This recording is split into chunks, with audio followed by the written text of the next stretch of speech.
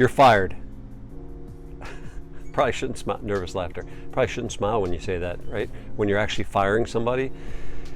Had this conversation with one of my leaders yesterday. We're talking about, with other owners, we're talking with owners about how do we attract great talent? How do we train great talent with the ambition to retain great talent?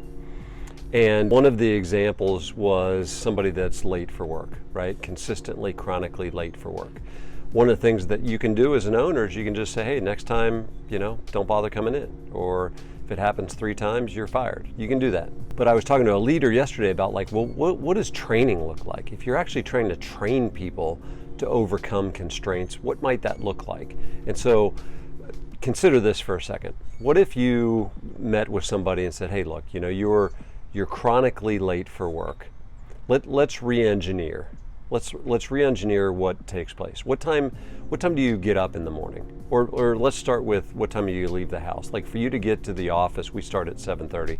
For you to get to the office at 7:25, what time do you need to leave the house? 7 o'clock. Okay. So if you leave the house at 7 o'clock, even with traffic on a Friday, which today is Friday, you'll be on time, right? Because it's 15-minute drive to work. Okay. What time do you get up? So you have to leave at 7. What time do you get up?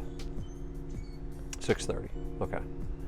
So what happens if you don't, when you get up, what alarm do you use? Do you use your phone?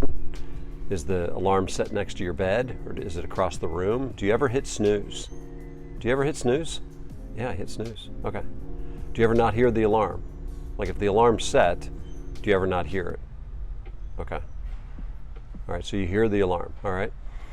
So if you got up at 6 instead of 6:30, that would give you some time. And if you had 2 alarms instead of 1 alarm across the room that forces you to get out of bed, you're more likely to stay out of bed, right?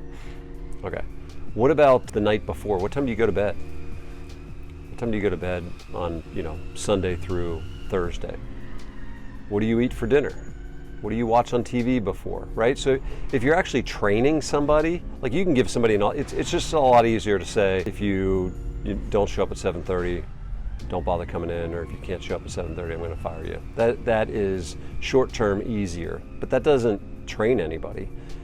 So I'm using that with the backdrop of considering any constraint that somebody in your team has, if we could learn how to train them to overcome that constraint. Now, obviously, it has to be a willing party, right? So it's on my end as a leader, we use EOS, so it's LMA, right? Lead, manage, hold accountable. So if I'm trying to lead, manage, and hold somebody accountable, and I'm trying to train them, right, the other party needs to be receptive to that as well. But anyway, we're exploring this. Man, we're going to spend a lot of time trying to figure out best practices of how do you actually train people, and identifying constraints and then re-engineering those constraints back to root causes is a hell of a lot of work.